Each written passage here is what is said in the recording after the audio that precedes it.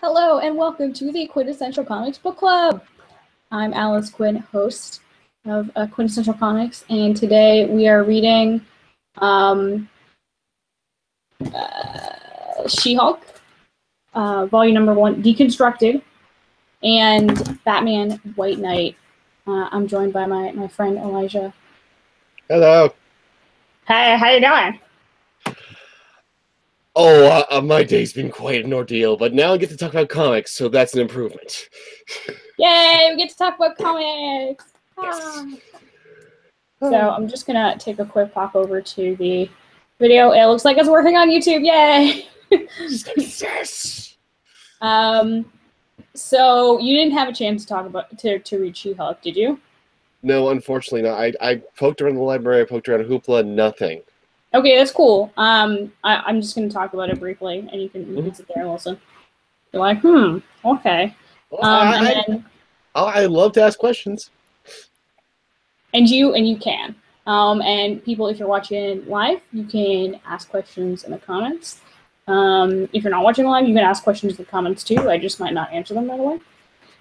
So I read She-Hulk. I really like She-Hulk, Jennifer Walters as a character, and I think it was like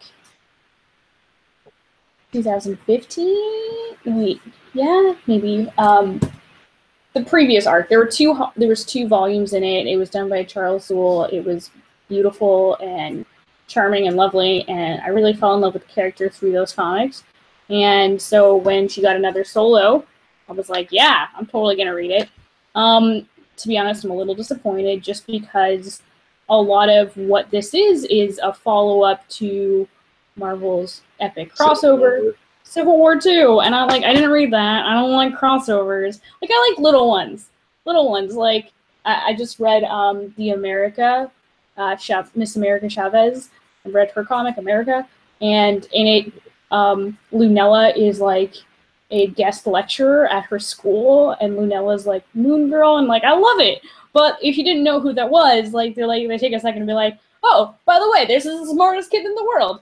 Who was also the smartest person in the world, and she can control the dinosaur. And you're like, well, that's cool. And so, like, the rest, like, it's just a short cameo. The rest of it works, similar to when Howard the Duck just shows up. Marvel's been doing this a lot in their new comics. I don't know how you feel about that, Elijah. I'm okay with it most of the time because it does offer some unique injections. There was one time they did that actually got people a bit cross, though. They crossed over the Miles Morales run with the Spider-Gwen run, and the writing didn't match up between the two runs at the time, so it's like half of this book is really good, half of this book has pretty art. But besides that, I think it's a lot like how it used to be. I mean, there used to be the Marvel team-up. We used to regularly see, just let's slap these two heroes together and, get some cross-branding, and it's a good idea. And there are some that really work. Like, yeah, as you said, Moon Girl and America Chavez, that's a match made in heaven. I mean, America Chavez is, interdimensional traveling badass, and Moon Girl is an Inhuman that has a devil dinosaur as her backup. Yeah, and like they also back when Miss Marvel first started the new series with Kamala Khan, and they had a little crossover with Wolverine, and it was really cute because she acted the way any of us would have acted. It was like, oh my god, it's Wolverine. Can we get a selfie, please? And Wolverine's like, can we stop this monster first? Or when she's bringing up the fanfic. Oh yeah. I love when she's bringing up the fanfic. She's like, and you and Storm, and my fanfic, you and Storm fought, these wormholes that were, farting worms. And he's like, wait, it was ranking number 2? What was number 1? Oh, Scott Summers and Emma Frost's European vacation. And Wolverine just is kind of like, I'm dying, and this is what you're telling me right now. Yeah, so I really like those little like one issue or less than an issue crossovers. Like, even like when they're there's certain ones where they'll have like really brief cameos where like they're flying through the city and you'll see somebody in the background who's like saving somebody else or like in a background panel. But my problem with She-Hulk is there's 6 issues, and it's basically Jennifer Walters dealing with the trauma of going through Civil War II and what happens to Bruce and like the Hulk name being damaged. Wasn't And she it's just like, knocked out for most of it though? I thought she pardon? got kicked. As I recall reading, didn't she get knocked out for most of it by Thanos or something like that? There was some weird thing where she got knocked out and War Machine got killed. Yeah, so I didn't read it exactly, but I read Hellcat, and so in Hellcat, part of Patsy Walker's story in the second or the third volume is like she's really upset because her best friend's in a coma, and it's Jen, She-Hulk. So like I knew she was involved and I knew stuff went down, but I think she's traumatized by the fact that like Bruce Banner died at the end of it. Oh yeah, Like he was Hawkeye visiting killed her, him, like straight and up then killed him. yeah, he just got an arrow to the face. And I also think there's something going wrong with her powers because in the book she like obviously if I read Civil War II I would know what was going on, but in the book she's not green. And then at the end she's afraid of going gray. So I think something happened to her powers and now she's Gray Hulk. But the original, the reason I was having trouble finding this online originally when we were talking about it is because it was published as Hulk.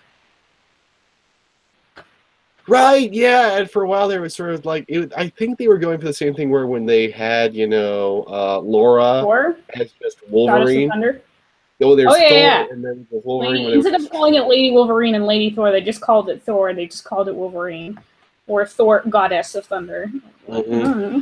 Whereas, ironically, She-Hulk, by She-Hulk, so calling her Hulk is going to be more confusing than just calling her She-Hulk, because comics. Yeah, I was trying to think. I was like, did they go back to sensational? Is she sensational She-Hulk? Did they come up with another S alliteration? Who knows? Also curious, are you on a yoga ball right now? Yes, I am, because it's better for my spine. Okay, that's cool. I was just like, You're wondering bouncing. why I'm bouncing? Just trying to get the circulation going. All good. Continue. Yeah, so I mean, I really like Jennifer Walters. I really liked the previous series with Charles. Well, I'm like really tempted to take it off my shelf so I can remember all the people who were in it. But I'm wearing pajama pants, and I don't want you guys to see that. So, yeah, so I really liked that series. So I was really looking forward to this, but like, I don't like it. I mean, I was looking for something like fun, and it was like all really sad about trauma, and she battles a person who like ends up manifesting her fear into a monster. And like she starts out trying to help this girl because her landlord's a scumbag who's evicting her. But this girl's super impatient and lets her fear monster kill people. Question. Answer. Does this basically mean they're turning She-Hulk into Jessica Jones? Gosh, I hope not. I mean, I really like She-Hulk as She-Hulk. Like, we already have a Jessica Jones. The point of She-Hulk is that she gives no bleeps. She does not care. She is perfectly happy to do whatever. I mean, goodness me, She-Hulk was one of the original comics that broke the fourth wall before Deadpool was doing that. Yeah, props for knowing your stuff. So yeah, like, it starts off with her trying to like go back to work and pretend everything is normal. And then I guess at the end of the last solo series, like she had opened up her own law firm, but at the end of it, she had to close it because the building kept getting destroyed, and they had to sell the building and all this stuff. So, but yeah, so this is from the first issue. It was like, oh, Jen, you've got people waiting for you in the office, and it's just all the superheroes want her as a lawyer, or like metas or Inhumans. This is Marvel. They are inhuman. Like a terrible term, like aboriginal. Aboriginal means they're like ab is like not. Like abnormal is not normal. So like aboriginal would be like you're not the original. And it's like, no, they are the original people. That's what it's supposed to mean. Anyway. Rants about words. So yeah, I mean like there's some really cool covers. But I couldn't believe it. That looked like some nice framing there. Like when you showed the shot of them in the lobby, that was nicely framed, though the art kind of looked a little flat in of itself. It's okay. I mean, it's just like there's nothing really going on. Like there's stuff going on. It's just not interesting. I want to show you more, but it's just like... There's nothing that pops. I mean, there's a couple cool shots, and there's, like, the art isn't done poorly, but the story doesn't need to take 6 issues, like, at all. It could have taken maybe 4. They were pushing it. I think it would have been one of those things that would have been good as sort of like an in-between.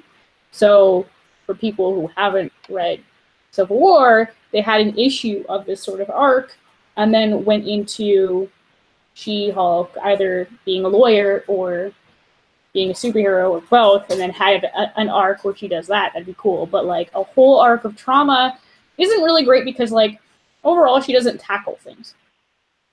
That's the main thing is like, you know, so at the end it's not like she like overcomes her fear or whatever. She's just getting better at dealing with it. Which I mean is what happens with trauma. It's not like there's like a happy end. It's like, woohoo, you've beat your PTSD. It's like, no, it's a long journey. It takes time, which is why it's not really fun as like a punchy comic book. That's the other thing I'm thinking about is getting that that's something you do as a sub-theme, not as a character arc. I mean, I'm actually a friend and I, for fun, we've been doing a Star Wars role-playing campaign, and one of the things we've been addressing is trauma, and it's not like it gets brought up 24/7. It informs the character, but that can't be your only attribute. Otherwise, you're basically 80s Batman. Everything is depressing. Yeah, and I like wasn't having a good day when I started reading this comic, and I was like, oh, this will be great. I'm going to get into a totally different mood. And I was like, no, everything sucks. So this wasn't really great for that. But yeah, there's also like through the arc, there's a sociologist, social worker person who's trying to write a book about trauma, and so she tries to reach out to Jen, and Jen keeps brushing this person off. So this person sends T to her office, and then at the end, she goes to like a commemorative wing opening for Bruce Banner. Oh man, I always forget to mention at the beginning of this show that there's spoilers. Well, they know now. They know now, and they also know that it's not that good, so they don't necessarily need to read it. Yeah, so yeah, like it ends with like she's like doing a monologue the whole time. Like the narrate bits. Mm-hmm. And she's like, oh, Maze was right. I am a monster. A different kind of monster now. A monster in still breathing in a world. Horrible and worth fighting for. Nope. Yeah, it's just sort of like, I guess it's her deciding to continue fighting.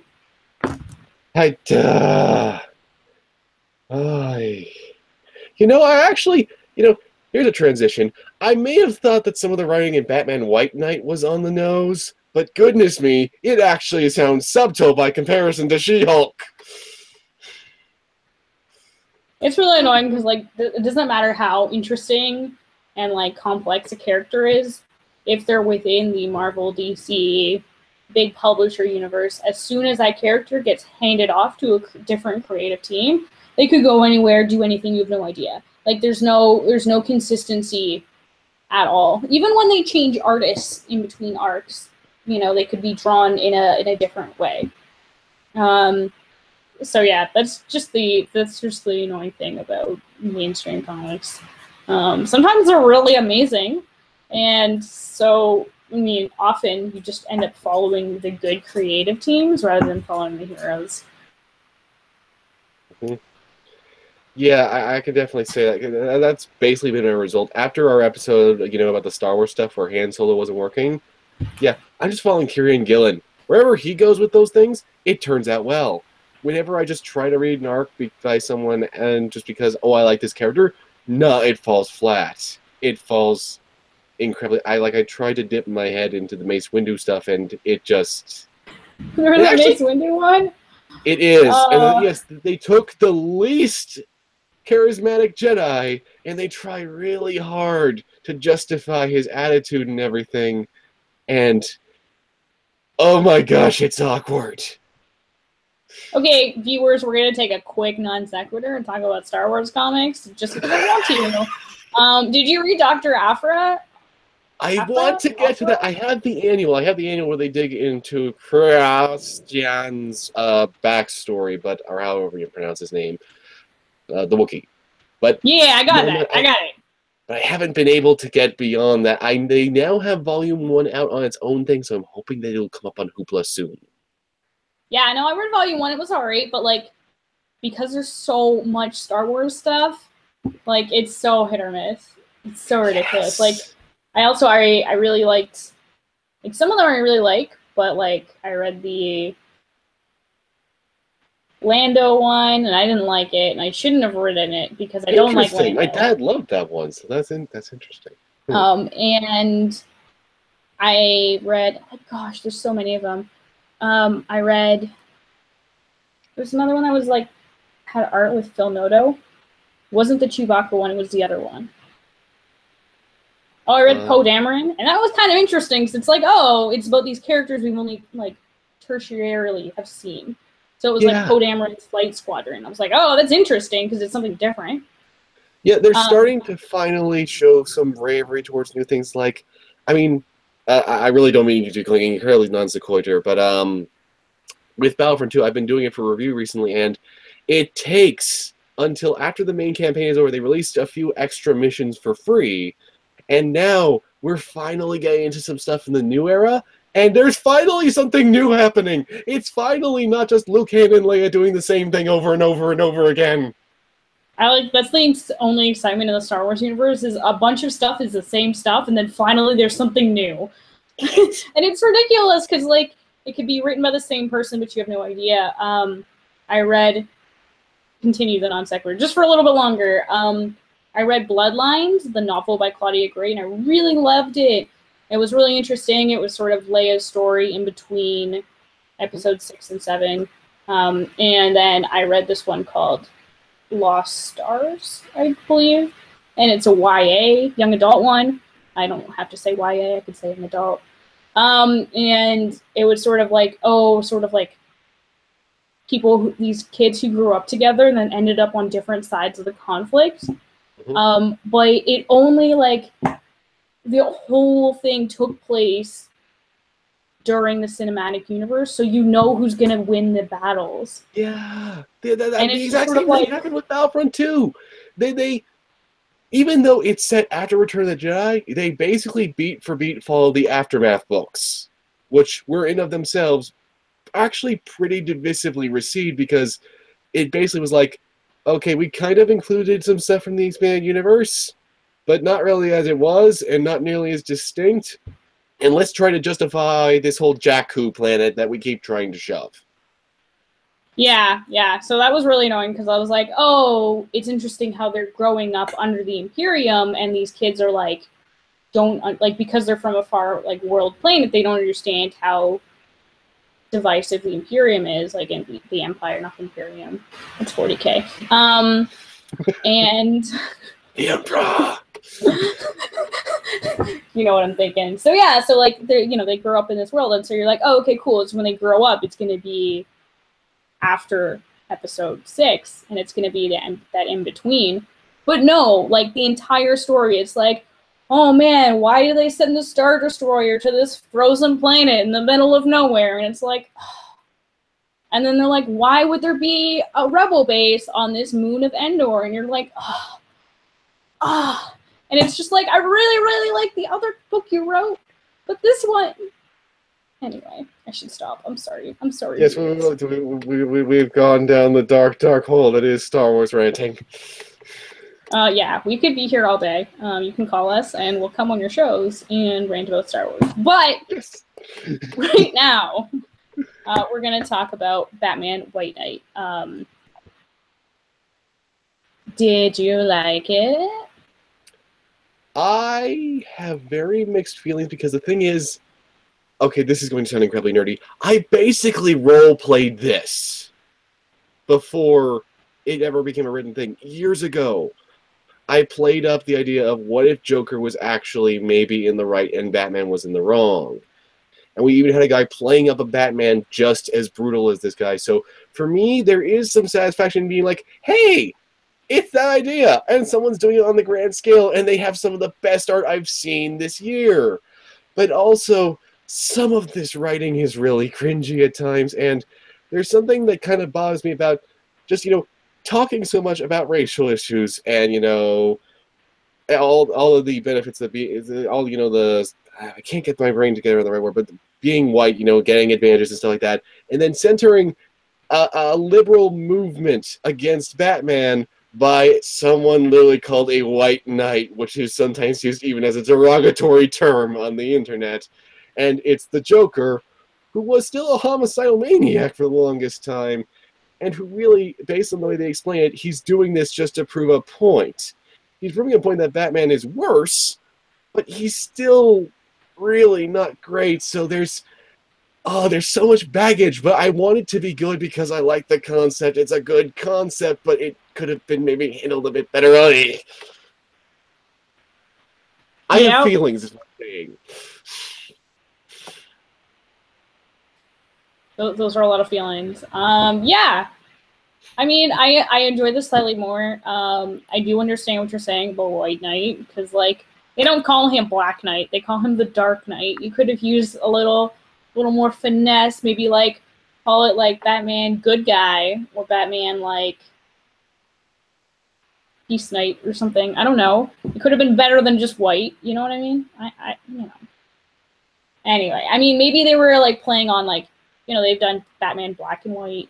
But they've also done a bunch of different stuff. So plus, Batman is the Dark Knight. So I can see that. I can definitely see that as a thing. And but you could also do Light Knight. Yes. Or Bright Knight. That might go a little bit more Spider-Man Turn Off the Dark. Yeah. I was also, like, as I said that, I started, like, chanting the Green Lantern like poem in my head. Just like, where's my lantern? I need to recharge that ring. Yeah, I think it was cute. Overall, it's not, like, when you get the previews describing this comic, and when you get the pitch of, like, oh, everything's, like, upside down, and, like, Joker turns into the good guy, and then Batman's the bad guy, and it's sort of, like, exactly as advertised. So, I mean, if that's, like, in some moods and for some people, it's good to have that sort of, like, comforting predictability and stability, and, like, it being exactly as planned. Mm-hmm. But yeah. At times, the writing is very hokey, and like extremely cheesy, and it's like, a metaphor doesn't have to, like, hit you in the face. Like, you can have allegory without it being, like, repeated over and over. I think what that actually kind of summarizes one of the what makes some of the scenes that actually do work land so well. And also what makes them, like, when they're going through the construction site and stuff like that, they really lay it out for, this is what Batman has done, look at how big, cruel Batman's become. But they could do that just visually. If we just saw Batman being an ass, just wrecking stuff, that could work really well. And when we just see Joker as Jack Napier, whatever you want to pronounce his last name, and you see him being this confident, Sherlock-esque guy, it works. It fits. You can buy it. And you can fit Batman as this hulking beast. In that very opening introductory shot where we see him, just in Arkham Asylum, he is menacing. He is everything you know Batman to be, but he's like an actual bat, the way his neck is hunched over and everything. There are some great visuals, and that shot right there, that guy getting knocked over. Yeah, so they do show that Batman's become a dick, because, like, here he is, like, knocking over the security guard who just wanted to tell him which way the Joker went.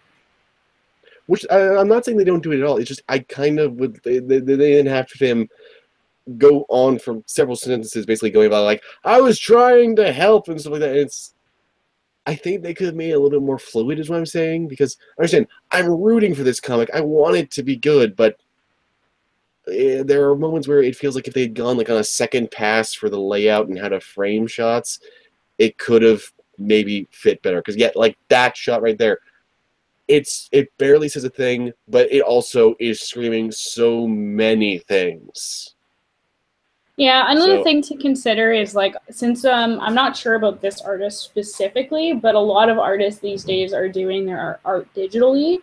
It's just quicker, and even though they can make less money selling originals, they can produce more work, and it's quicker. I said that probably. So yeah, it could be that when they are like they do the after they've done their general panel like layout, their rough layouts and stuff, when they're actually doing the art, they're doing it so close up that when you zoom out to the printed page, it's like it's not as prominent as like what they think it is. So I think overall the art is really good, but I have noticed that recently where they're like, they expect you to see a really tiny thing, and it's like not all of us are looking at like Comixology guided view, though I was today. So I thought it looked amazing, but I can understand. Oh, it still looks gorgeous. Don't get me wrong. This is some of the best use of color actually in a Batman story in years. That I love is that this is one of the few Batman comics where they're really leaning in on colors to convey everything, especially the blood reds. And we're actually on the same page right now. Yeah, that's the way it looks when Nightwing is knocking over that guy, but also trying to catch him.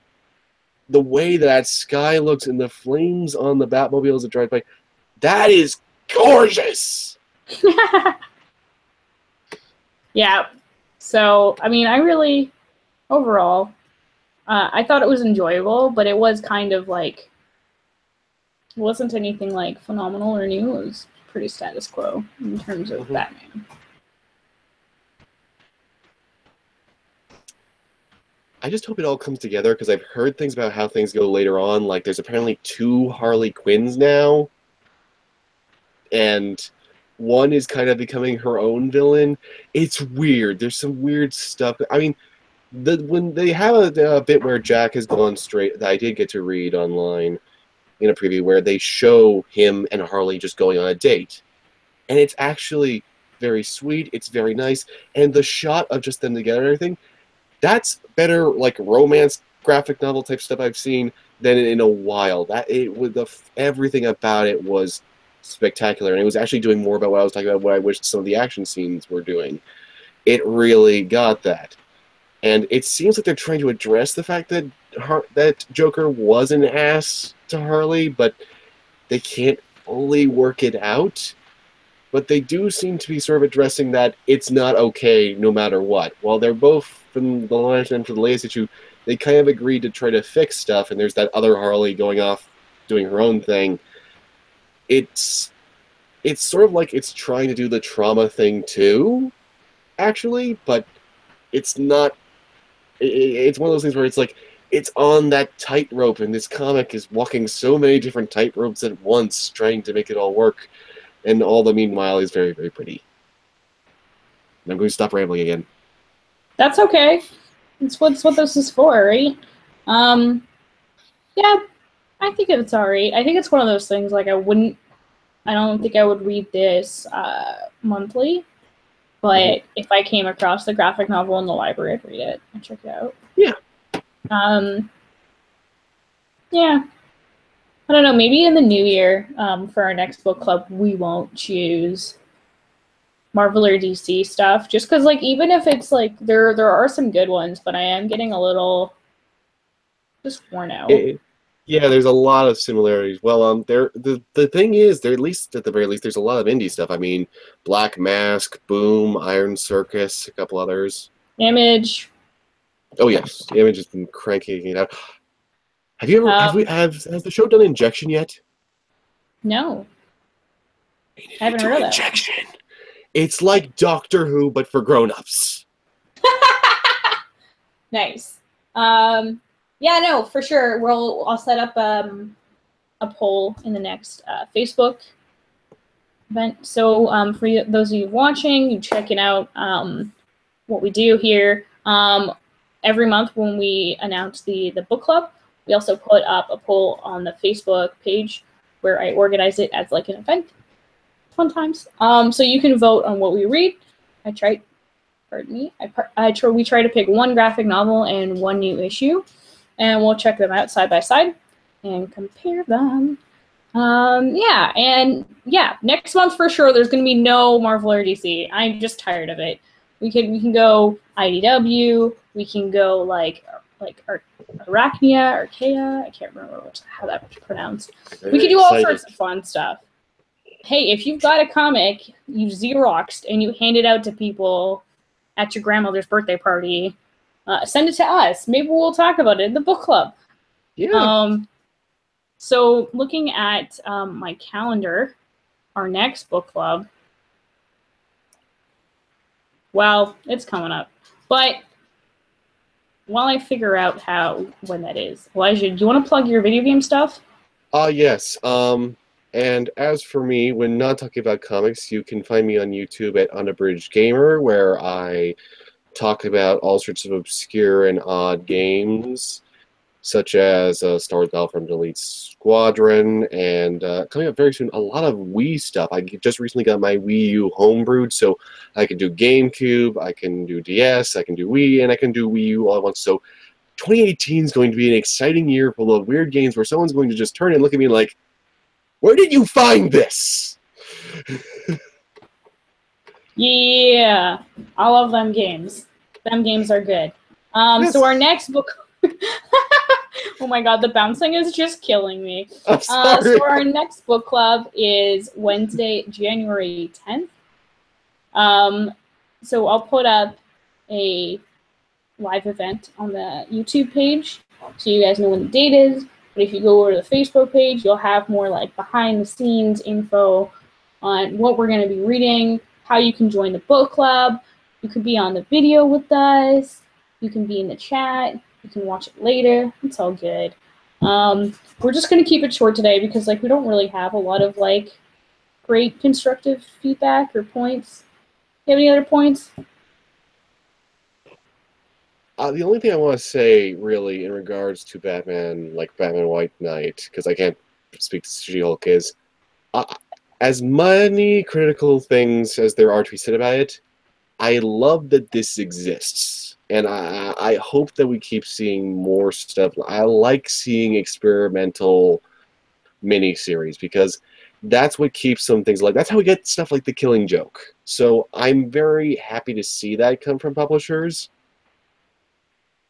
I do think that this one, you know, it kind of was like a gamble to make it happen, but actually for that respect, even if there are people who come away hating it, I'm glad it exists, because I'd much rather something that some people love and some people hate and some people are like us and they're like, it's okay, it has problems, but it's good. That's good. I value that a lot more than everybody just going, it's okay. Because that's bland. That is why you're discussing right there, not looking at Marvel and DC as much, because there's a lot of okay. Exceptionally good or bad is a lot more significant. Yeah, and I really like it when creators really follow their imagination and really go outside the box. And I really like it when publishers give them that liberty and are like, it's kind of weird, but run with it, go with it. That's how like we got introduced to Dr. Aphra in the Darth Vader comics. And the Darth Vader comics are great. Yes. They were great. And it's like, you know what they showed us? Not what we've seen in the movies. You know what they showed us? Not what we've already seen in an animated show. So, you know, like, it's nice when like you take characters that we like and that we know, and then you throw them in new situations, or you give them a new twist on their character. I really appreciate publishers giving creators the opportunity to do that, even though a lot of times it is hit or miss. So, yeah, we're gonna close up this book club. I'm Alice Quinn. Thanks so much for joining us today. It's Quintessential Comics, but with two N's.